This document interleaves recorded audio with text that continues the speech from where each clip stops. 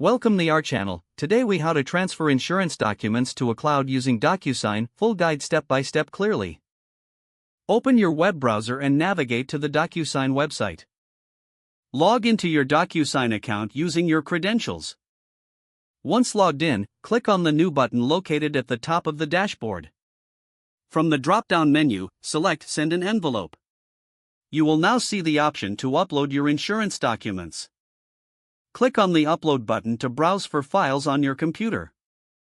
Select the insurance documents you wish to transfer and click Open. After your documents are uploaded, you will see them listed in the envelope. You can reorder the documents if necessary by dragging and dropping them. Next, add the recipients who need access to these documents. Enter their email addresses in the Add Recipients section. Choose the appropriate role for each recipient, such as signers or viewers. Once you've added all recipients, click the Next button. Now, you will enter the document preparation stage. Here, you can add fields for signatures, dates, and other information as needed.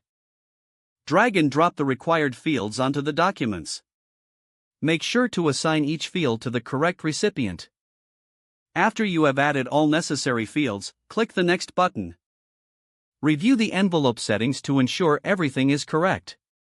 If needed, you can customize the email message that will be sent to recipients.